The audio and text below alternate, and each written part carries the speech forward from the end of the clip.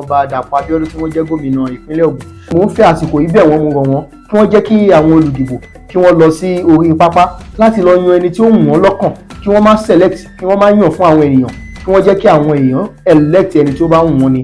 Àwíkọ́nkọ́, ìròyìn àwíkọ́nkọ́, kì í fọ̀rọ̀ sábẹ́ wọn sọ ọ́, ìròyìn àwíkọ́nkọ́. Orúkọ mi ni Comrade Ismail Alabi Abiodun tí mo jẹ́ olùdíje fún kánsílọ̀ ní wọ́ọ̀dù kejì ní Abẹ́òkúta North Local Government Ìkẹjà Ìlúgùn Ward 2. Àkọ́kọ́ mo jẹ́ ọmọ bíbí ìlú Ìlúgùn ní Adédọ̀tun ní Ward 2 yìí.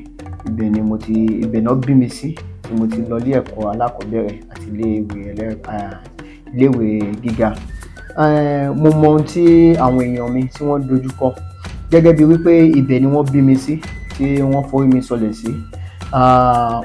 Mo mọ gbogbo kọ̀rọ̀kọ́rọ́ àti gbogbo nǹkan tí àdúgbò mi yìí tí wọ́n fẹ́, ṣùgbọ́n ọ̀pọ̀ tí wọ́n ti ń jáde ṣe ipò yìí ní àtìgbà tí àwa ṣì kéré dé ìsinyìí, wọn ò mọ nǹkan tí àwọn ọ̀dọ́ ń fẹ́, gẹ́gẹ́ bíi pé àwọn tí wọ́n ti dàgbà tí wọn ò mọ nǹkan tó ń jẹ́ pé kí ni àwa tó jẹ́ pé wọ́n bí sí nínú agboolé yìí, kí ni ohun tí ìdojúkọ wa àti nǹkan tí àwọn èèyàn ìlú yìí gangan tí wọ́n fẹ́, wọn ò mọ̀ bí kò ṣe irú àwa tí wọ́n bí síbẹ̀.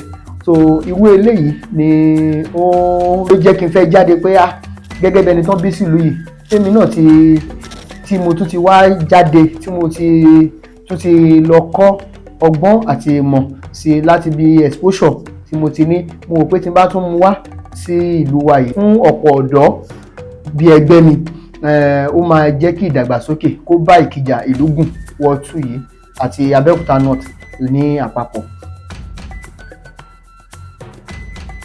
Tó bá jẹ́ pé èròǹgbà mi ni nípa tó ní owó, mi bá ní pé dandan kó jẹ́ pé ruling party which is àwọn tó wà níbẹ̀ yìí ni mi bá jáde ni, torí èmi á rò pé ibẹ̀ gangan ni wọ́n á fẹ́ múyàn sí, ṣùgbọ́n kò ń ṣe bẹ́ẹ̀. Inú ẹgbẹ́ ADC ni mo ti jáde, Arise and Shine. Kò ń ṣe nípa torí owó rárá, bí kò ṣe ìfẹ́ àwọn èèyàn mi tí mo ní lọ́kàn. Gẹ́gẹ́ bí àwọn ará àdúgbò mi dẹ̀ ti mọ̀ pé láti kékeré mi ni mo ti jẹ́ àjà fún ẹ̀tọ́ ọmọnìyàn, ló jẹ́ pé gbogbo ibi tí wọ́n bá ti fẹ́ ọwọ́ ọlá gbàyàn lójú, òun ló máa ń di tèmi. Ìjà oníjà ló máa ń di tèmi pé kán fẹ́ fi ọwọ́ ọlá gbàyàn lójú.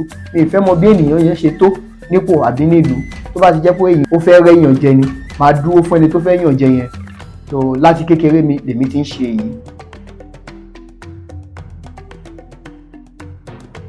Ibi táwa náà ti jáde sí, tá a ti lajú sí, tá a bá tún múrù yẹn wá sínú ìlú wa láti tún ṣe fún àwọn ọ̀dọ́, irú nǹkan tí àwọn bàbá mi tó ń ṣe láti ilẹ̀ náà nìyẹn.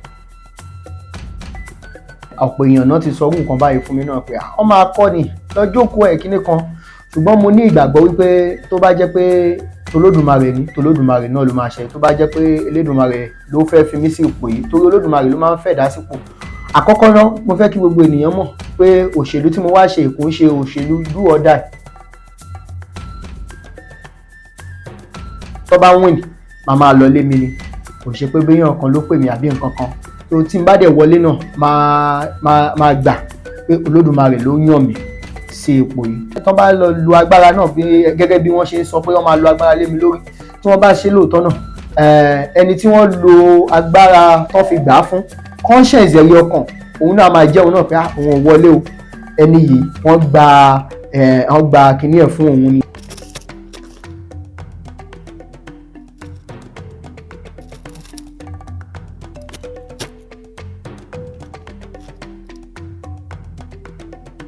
Mo bẹ̀ àjọ OGZEC àwọn elétò ìdìbò abẹ́lé ní ìpínlẹ̀ Ògùn ní pé kí wọ́n jẹ́ kí àwọn ènìyàn wa kí wọ́n yan ẹni tó wù wọ́n sípò, kán má lo agbára lórí ẹnikẹ́ni, kán máa rántí wípé àsìkò ní gbogbo nǹkan láyé yìí.